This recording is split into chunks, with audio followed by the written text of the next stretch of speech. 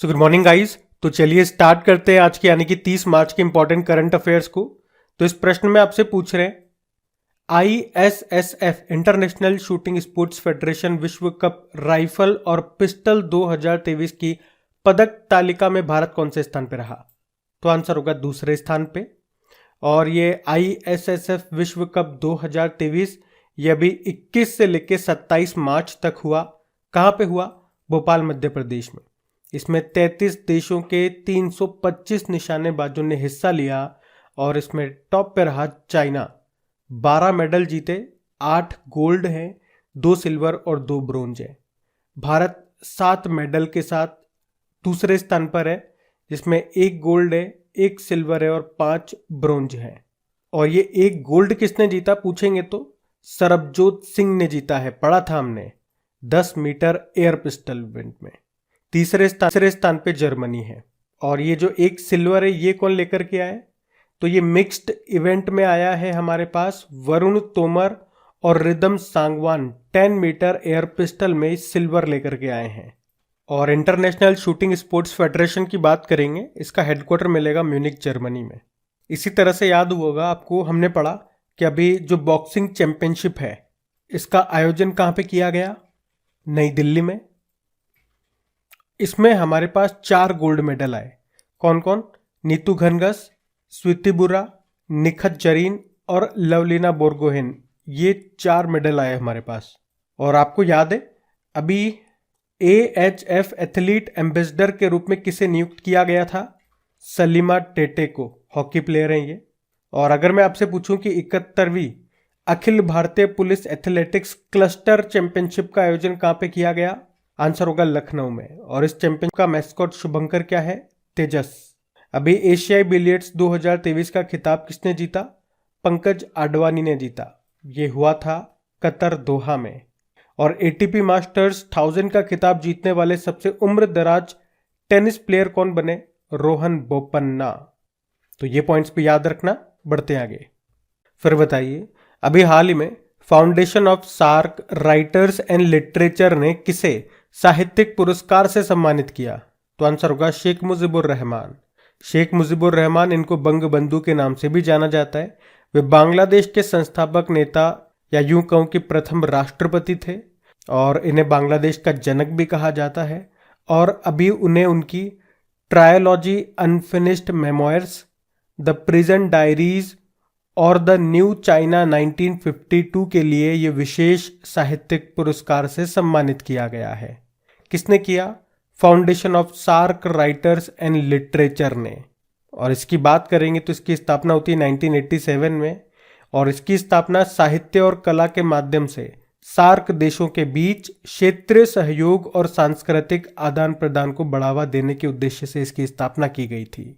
और बंग बंधु शेख मुजीबुर रहमान से आपको याद दिला दूं, यूनेस्को ने इनके नाम पर एक अंतर्राष्ट्रीय पुरस्कार भी शुरू किया है। आप जानते हो अभी केरल का सर्वोच्च सम्मान केरल ज्योति किसे मिला? MT वासुदेवन नायर को। 2023 का मार्कोनी पुरस्कार किसे मिला? हरि बाल कृष्णन को। और अंतर्राष्ट्रीय मातृभाषा पुरस्कार मिला है डॉक्टर महेंद्र कुमार मिश्रा को। तो ये नाम भी ध्यान रखना। बढ़ते आगे। चलिए फिर बताइए, अभी हाल ही में किस IIT ने दूध में मिलावट का पता लगाने के लिए पॉकेट फ्रेंडली डिवाइस डेवलप किया? तो आंसर होगा IIT मद्रास। तो याद रखना, अभी IIT मद्रास के शोधकर्ताओं ने, रिसर्चर्स ने एक 3D कागज आधारित पोर्टेबल डिवाइस तैयार किया है जो 30 सेकंड के भीतर दूध में मिलावट का पता लगा सकता है। और इसके बारे में आपको बताऊं तो इस नई तकनीक का प्रयोग आप घर में भी कर सकते हो। और मिलावट के परीक्षण के लिए केवल 1 मिलीलीटर सैंपल चाहिए आपको, ज़्यादा भी दूध नहीं चाहिए। 1 मिलीलीटर सैंपल दे दो, उसमें काम हो जाएगा। ये डिवाइस डिटर्जेंट, साबुन, हाइड्रोजन पेरोक्साइड, यूरिया, स्टार्च, नमक और सोडियम हाइड्रोजन कार्बोनेट जैसे अलग अलग सामान्य रूप से इस्तेमाल किए जाने वाले मिलावटी एजेंटों का पता लगा सकता है। तो इसे डेवलप किया है IIT मद्रास ने। और IIT मद्रास से याद दिलाऊं, इसने एक स्वदेशी मोबाइल ऑपरेटिंग सिस्टम को डेवलप किया था। अभी IIT मद्रास से याद आएगा, भारत का सबसे बड़ा छात्र संचालित महोत्सव सारंग 2023 यहाँ मनाया गया। और आईआईटी मद्रास ने वॉर्टन क्यूएस री इमेजिन एजुकेशन अवार्ड जीता था। इसे शिक्षा का ऑस्कर कहा जाता है। आईआईटी मद्रास ने ही एक रोबोट होमोसेप्ट डेवलप किया था सेप्टिक टैंक की सफाई करने के लिए। और आईआईटी मद्रास ने भारत का पहला स्वदेशी पॉलीसेंट्रिक प्रोस्थेटिक घुटने का अनावरण भी किया। और आईआईटी मद्रास ने पहला स्वदेशी मोटर चलित व्हील चेयर नियो बोल्ट भी डेवलप किया था। बाकी आईआईटी हैदराबाद की बात करें तो इसने विकलांग व्यक्तियों के लिए भारत का आर्टिफिशियल इंटेलिजेंस आधारित जॉब पोर्टल लॉन्च किया था जिसका नाम रखा था स्वराजबिलिटी। और आईआईटी हैदराबाद ने कृषि कचरे से बनी जैव ईंटों से भारत की पहली इमारत का उद्घाटन किया था आईआईटी हैदराबाद में ही। और डॉक्टर जितेंद्र सिंह ने आईआईटी हैदराबाद में टेक्नोलॉजी इनोवेशन सेंटर तिहान का उद्घाटन भी किया था। यहाँ पे ड्रोन से संबंधित विकास कार्य होंगे। और आईआईटी दिल्ली की बात करें तो दुनिया का सबसे छोटा वेयरेबल एयर प्यूरिफायर इसने लॉन्च किया था जिसका नाम रखा था नासो 95। और आईआईटी से एक प्रश्न और बनेगा कि भारत के बाहर अपना पहला आईआईटी कहाँ बनेगा? यूनाइटेड अरब अमीरात में। ध्यान रखना, बढ़ते आगे। चलिए फिर बताइए, अभी हाल ही में किसने देश में पहली बार कहीं भी कैशलेस सुविधा शुरू की? तो आंसर होगा आईसीआईसीआई लोम्बार्ड जनरल इंश्योरेंस। तो अभी देश में पहली बार आईसीआईसीआई लोम्बार्ड जनरल इंश्योरेंस ने किसी भी अस्पताल में कैशलेस सुविधाओं का लाभ उठाने के लिए अपने स्वास्थ्य बीमा पॉलिसी धारकों के लिए कहीं भी कैशलेस सुविधा को शुरू किया है।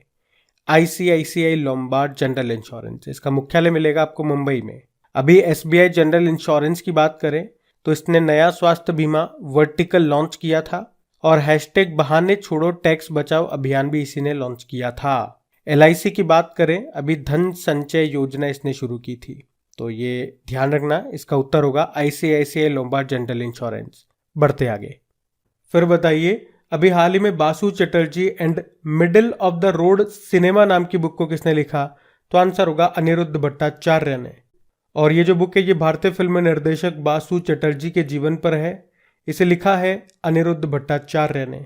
बाकी संजीव सान्याल, इन्होंने इसी साल एक बुक लिखी है रिवोल्यूशनरीज नाम की। अरविंद मंडलोई, जावेद अख्तर के ऊपर बुक लिखी है इन्होंने, जादूनामा। और शर्मान रुश्ती, विक्ट्री सिटी नाम से बुक लिखी इन्होंने। ध्यान रखना, बढ़ते आगे। चलिए फिर बताइए, अभी हाल ही में किस राज्य के एनजीओ को चिल्ड्रन चैंपियन अवार्ड से सम्मानित किया गया? तो आंसर होगा असम। तो असम का पाठशाला स्थित एनजीओ है जिसका नाम है तपोवन, जो विशेष जरूरत वाले बच्चों और ऑटिज्म से पीड़ित बच्चों का समर्थन करने पर ध्यान केंद्रित करता है। और इसी को स्वास्थ्य और पोषण श्रेणी में बच्चों के चैंपियन अवार्ड 2023 से सम्मानित किया गया। ये पुरस्कार दिल्ली बाल अधिकार संरक्षण आयोग के द्वारा दिया जाता है। इस एनजीओ की बात करें तो संस्थापक अध्यक्ष हैं कुमुद कलिता। स्थापना हुई थी सन 2005 में। वैसे एनजीओ से एक डे भी याद आएगा आपको, वर्ल्ड एनजीओ डे, वो 27 फरवरी को होता है। देखो, असम की कैपिटल दिसपुर है और मुख्यमंत्री हेमंत बिस्वा शर्मा है। और गवर्नर कौन है? गुलाब चंद कटारिया। वांचुआ महोत्सव यहाँ पे मनाया जाता है। कामाख्या देवी का मंदिर यहीं मिलेगा जहाँ पे अंबुबाची का मेला लगता है। अभी असम के जो मुख्यमंत्री हैं इन्होंने mission life style for environment यानी कि लाइफ पहल को लॉन्च किया था, जिसका उद्देश्य क्या है? वातावरण के प्रति जागरूकता बढ़ाना। अभी चौथी एशियाई खो खो चैंपियनशिप ये असम में ही हुई थी और इसमें पुरुष और महिला वर्ग दोनों का खिताब भारत ने जीता नेपाल को हरा के। और पूर्वोत्तर भारत का पहला कंप्रेस्ड बायोगैस प्लांट ये बनेगा असम में, असम के कामरूप जिले के सोनपुर में। असम का ही पुराना नाम है कामरूप। और अगर आपसे पूछे परम कामरूप सुपर कंप्यूटर को कहाँ स्थापित किया गया? आईआईटी गुवाहाटी में। अभी गुवाहाटी हाईकोर्ट के चीफ जस्टिस बने थे संदीप मेहता।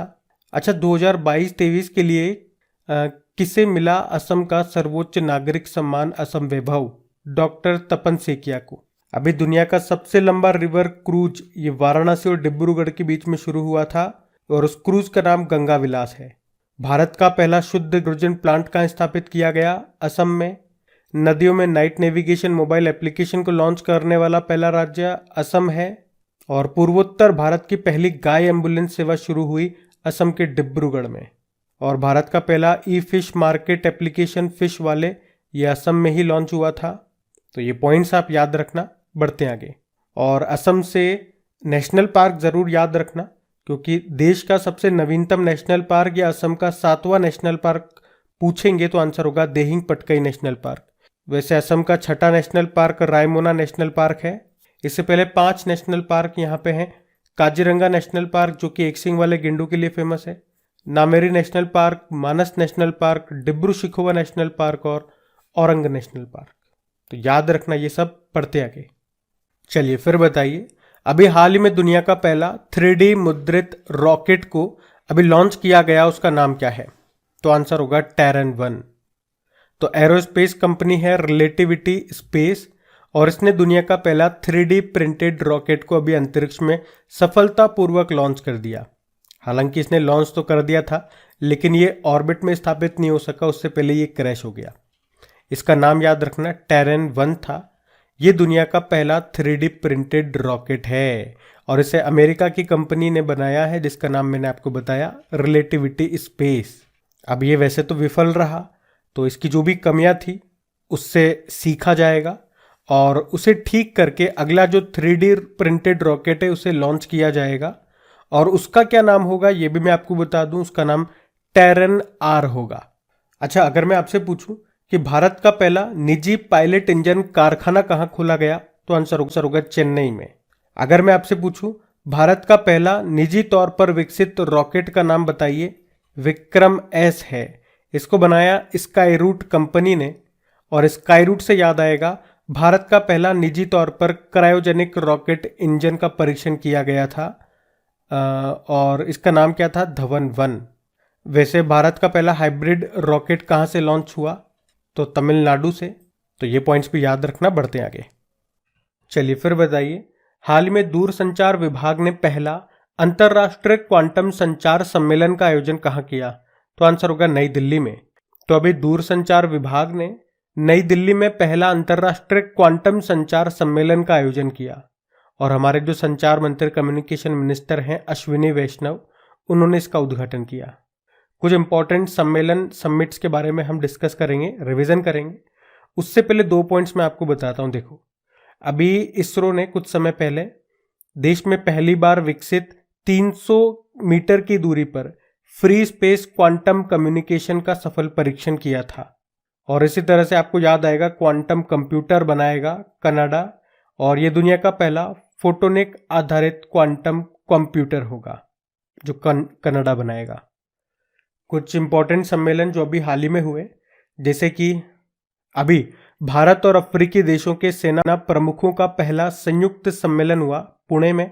पहला वैश्विक पर्यटन निवेशक शिखर सम्मेलन हुआ दिल्ली में। अभी संयुक्त राष्ट्र 2023 जल सम्मेलन का आयोजन हुआ न्यूयॉर्क में। 5वां आसियान भारत व्यापार सम्मेलन का आयोजन हुआ कुआलालंपुर में। 23वां राष्ट्रमंडल कानून सम्मेलन हुआ गोवा में। अखिल भारतीय महिला लोक कला सम्मेलन हुआ मुंबई में। और बायो एशिया शिखर सम्मेलन का आयोजन हुआ अभी हैदराबाद में। राष्ट्र युवा संसद महोत्सव का आयोजन हुआ नई दिल्ली में। राष्ट्रपति जी ने अभी 7वें अंतर्राष्ट्रीय धम्म सम्मेलन का आयोजन किया भोपाल में। अभी 22वां विश्व सतत विकास शिखर सम्मेलन सस्टेनेबल डेवलपमेंट समिट हुई नई दिल्ली में। ग्लोबल टेक समिट का आयोजन हुआ विशाखापट्टनम में। और ग्लोबल बिजनेस समिट का आयोजन हुआ नई दिल्ली में। और अभी पहला भारत स्टेक डेवलपर सम्मेलन हुआ नई दिल्ली में। तो ये कुछ इंपॉर्टेंट सम्मेलन अभी हाल ही में हमने पढ़े, ध्यान रखना। बढ़ते आगे। चलिए फिर बताइए, अभी हाल ही में प्राचीन मोती शहर कहाँ पे खोजा गया, तो आंसर होगा यूनाइटेड अरब अमीरात में। तो यूनाइटेड अरब अमीरात के सिनियाह द्वीप पर फारस की खाड़ी का सबसे पुराना मोती शहर खोजा गया है। यहाँ मोती को प्राकृतिक तौर पर पैदा किया जाता था, इसीलिए इसे मोती शहर कहा गया। और यहाँ पे जो घर है ये चूने के गारे से बने हुए मिले हैं। अगर मैं आपसे पूछूं अभी लक्सर का खोया हुआ सोने का शहर कहाँ पे खोजा गया, तो आंसर होगा मिस्र में। मिस्र यानी कि इजिप्ट। अब बात यहाँ पे यूनाइटेड अरब अमीरात की है, तो ये रहा मैप में यूएई। इसकी कैपिटल देखो अबू धाबी है। यहीं पे इंटरनेशनल रिन्यूएबल एनर्जी एजेंसी का हेडक्वार्टर है। करेंसी दिरहम है और नए प्रेसिडेंट हैं शेख मोहम्मद बिन जायद अल नहयान। अभी यूनाइटेड अरब अमीरात ने डेजर्ट फ्लैग एक्सरसाइज का आयोजन किया, उसमें भारत ने हिस्सा लिया। आपको याद है पहला वैश्विक होम्योपैथी शिखर सम्मेलन का आयोजन हुआ था दुबई में, और बंगाल की खाड़ी में जो भी मेंडोस तूफान उठा था उसका नाम यूनाइटेड अरब अमीरात ने मेंडोस रखा था। और पिछले साल दूसरा शेख जायद अंतर्राष्ट्रीय पुरस्कार जीता प्रोफेसर वजाहत हुसैन ने। यूनाइटेड अरब अमीरात का जो मंगल के लिए मिशन है वो है होप मिशन, और चांद के लिए राशिद रोवर इसने लॉन्च किया था। ध्यान रखना, ये बढ़ते आगे। चलिए फिर बताइए, अभी धनुष लोगनाथन और जोशना साबर ने इंटरनेशनल वेटलिफ्टिंग फेडरेशन विश्व युवा चैंपियनशिप में कौन सा मेडल जीता? तो आंसर होगा ब्रोंज मेडल। अच्छा, ये इंटरनेशनल वेटलिफ्टिंग फेडरेशन विश्व युवा चैंपियनशिप ये कहाँ हुई? अल्बानिया के डुरेस में, जिसमें धनुष लोगनाथन ने पुरुषों के 49 किलोग्राम वर्ग में ब्रोंज जीता, जबकि जोशना साबर ने महिलाओं की 40 किलोग्राम वर्ग कैटेगरी में ब्रोंज जीता है। और एक वेटलिफ्टर है मीराबाई चानू, अभी 2022 का BBC Indian sports women of the year इन्हें चुना गया था। वैसे इंटरनेशनल वेटलिफ्टिंग फेडरेशन का मुख्यालय लुजेन स्विट्जरलैंड में है। और इंडियन वेटलिफ्टिंग फेडरेशन के प्रेसिडेंट कौन है? सहदेव यादव हैं। और एक वेटलिफ्टर का नाम जरूर याद रखना, मैं बात कर रहा हूँ कर्णम मल्लेश्वरी की, क्योंकि ओलंपिक में पदक जीतने वाली पहली भारतीय महिला थी, वेटलिफ्टर थी ये, और अभी दिल्ली स्पोर्ट्स यूनिवर्सिटी की पहली वाइस चांसलर भी ये बनी है। और हाँ गाइज, अगर सेशन पसंद आया तो प्लीज़ इसे लाइक करके अपने दोस्तों के साथ में शेयर ज़रूर कीजिएगा। चैनल पे पहली बार हैं तो इसे सब्सक्राइब करके बेल आइकन को प्रेस ज़रूर कर लीजिए ताकि आपको नोटिफिकेशन मिल सके। फिर भी अगर नोटिफिकेशन नहीं मिलता तो टेलीग्राम को ज्वाइन कर लीजिए, बिल्कुल फ्री है, लिंक डिस्क्रिप्शन में है। बाकी इन सभी क्वेश्चंस का क्विज लगा सकते हैं, इनके पीडीएफ आप डाउनलोड कर सकते हैं, वो भी बिल्कुल फ्री में। कहाँ मिलेगी? क्रेक एग्जाम एप्लीकेशन पे, जिसका लिंक भी आपको नीचे डिस्क्रिप्शन बॉक्स में मिलेगा। अब होमवर्क प्रश्न देखते हैं और सेशन एंड करते हैं। तो कल आपसे पूछा था अभी जनवरी 2023 में आयोजित कोलकाता पुस्तक मेले का थीम देश कौन सा है? तो आंसर होगा स्पेन। आप सभी ने प्रश्न का बिल्कुल सही उत्तर दिया। अब ये रहा आज का आपका होमवर्क प्रश्न।